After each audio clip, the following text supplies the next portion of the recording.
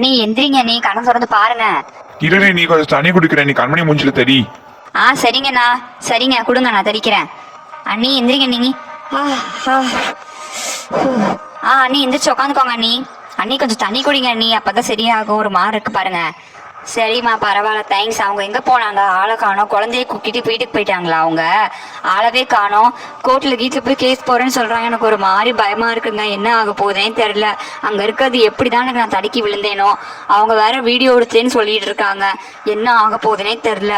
நான் சுடு தண்ணி சுடு வைக்க போகும்போது கூட அங்கே இல்லவே இல்லை. அது எப்படி வந்துச்சுன்னு கூட எனக்கு தெரில. ஐயோ, என்ன ஆக போகுதுன்னு தெரில. நீ அது நினைச்செல்லாம் கவலைப்படாத. கோர்ட்ல கேஸ் போட்டா நம்மள்ட்ட வக்கீலா இல்ல வாதாடுறதுக்கு. இருந்தாலும் பயமா இருக்குங்க எனக்கு ஒரு மாதிரி. ஆமா, அதுக்குதான் நான் சொன்னேன் கோவிலே குழந்தைய கொடுத்துட்டு வர சொல்லி. நீ தான் வீட்டுக்கு வந்து கொடுக்குறேன்னு. வீட்டுக்கு வந்தவள கொடுக்கணும்ல. 2 நாள் வச்சுக்கிறேன் 3 நாள் வச்சுக்கிறேன்னு கொடுத்தா கொஞ்சம் இடம் விட்டு அவ தள்ளேறி ஆடத்தான் செய்வா. தேவையா இந்த வெட்டி எல்லாம் நம்மளுக்கு? ஐயோ, சும்மா இரேமா, அவ இப்பதாம மயக்கம் போட்டு எந்திரிச்சிருக்கா. நீ சும்மா பேசி மறுபடியும் மயக்கம் போட வச்சிடாத. சப்பா, அமைதியாரு கொஞ்ச நேரம்.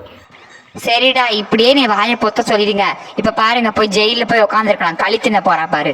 அப்பவே நான் சொன்னேன், இந்த வெட்டி வேலைலாம் நமக்கு தேவையா? அவ கோர்ட்ல கேஸ் போடலாம், பரவாயில்ல, கேஸ் மட்டும் போடட்டும், அப்புறம் இவளை வச்சுக்கிறேன். அம்மா, நீ கொஞ்ச நேரம் பேசாம அமைதியாருமா.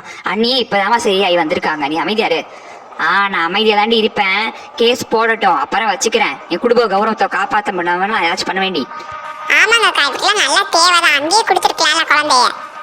குழந்தை மூஞ்சில ஃபுல்லா சுடு தண்ணி ஊத்திருச்சு. என்ன பண்ணிக்கிட்டு இருக்கோ குழந்தை?